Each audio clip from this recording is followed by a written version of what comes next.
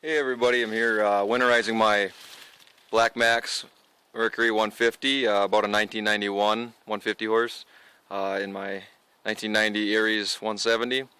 And I'm winterizing, get it ready for the winter season for storage. So I wanted to give a little run through on what I'm doing here. Already got my fuel stabilizer here. I add that to the gas tank and help stabilize the fuel and keep it so it doesn't cause varnish and corrosion and whatnot in the fuel bowls and the fuel tank and the fuel system.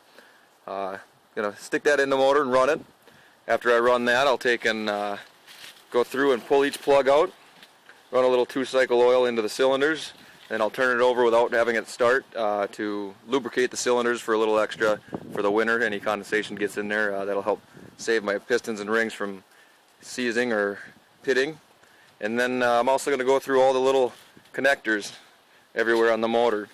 I'm going to put a little bit of VCI protection on them. I'm going to use a PC board coating with VCI technologies in that to stop corrosion and any condensation from forming on them and in the storage, so that I don't have any bad connections next year. And it's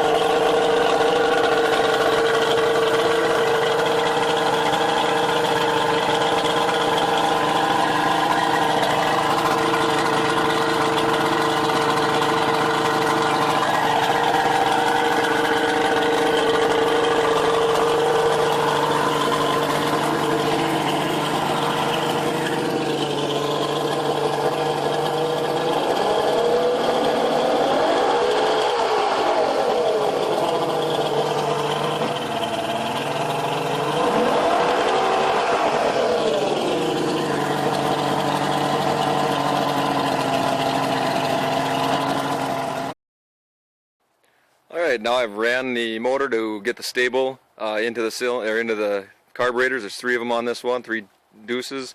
And now the next step here, I'm going to take each plug loose and put a little bit of 2-cycle oil into it, and that'll help protect the cylinders.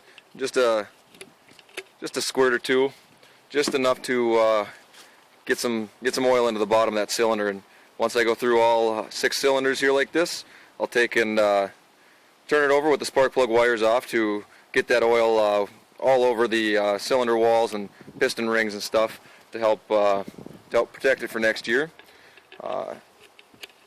After this is done in this step, I'll take and, like I say, crank it over, and then I'll move on to coating the PC boards.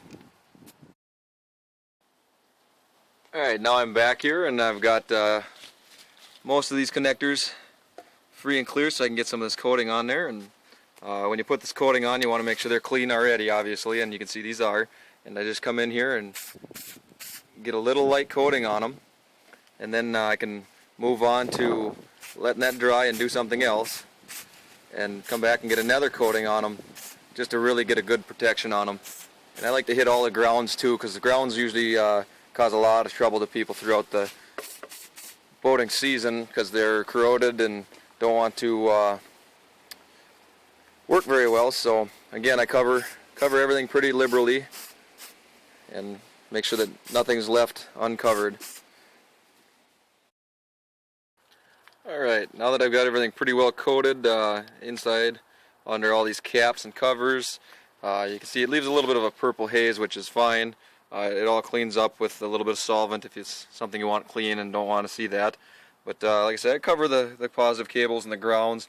I even put this on my battery terminals when I start the year, so if I get any corrosion in there or any moisture in there, it doesn't corrode over the year of running my boat.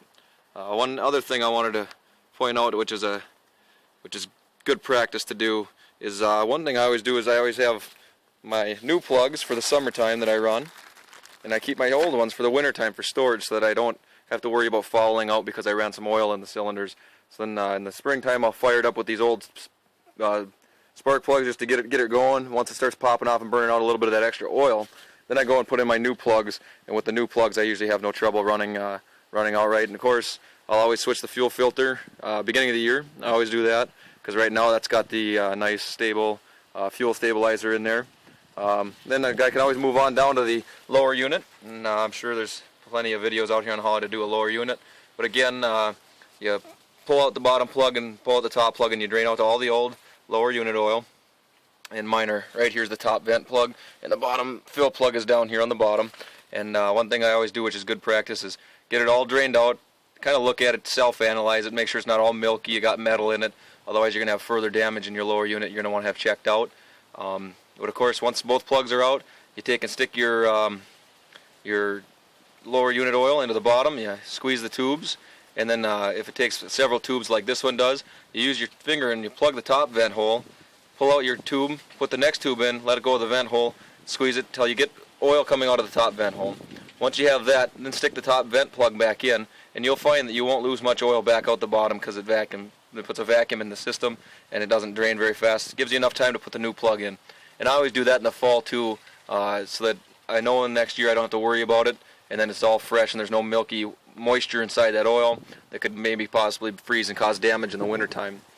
So that's my version of how I winterize my boat motor. Again, 150 Black Max. Beautiful motor, plenty of power, scoots this boat just fine. Thanks and have a great day. Another thing to consider about winterizing your boat is down here on the outboard is these little dampers or cylinders here for the tilt trim, as well as the tilt trim cylinder itself, and then the tilt trim oil. You always want to remember to make sure you switch it out every year or two, and make sure you check the level on it. What I always do is take a little bit of grease and I rub it on these balls and rotate them with my finger to make sure that they're completely covered and not going to get corrosion and rust up. I also slide it down the cylinders themselves here, as well as on the cylinder for the tilt trim. I always put a little light layer of grease on there just to keep it from corroding. You can always wipe this off in the springtime and make sure that there's no excess when you're out in your boating season, so you don't put extra oil and grease into the water. We all don't want to do that to the fish that we're trying to catch. So again, another little tip here on how I winterize and set up my outboard for the winter season.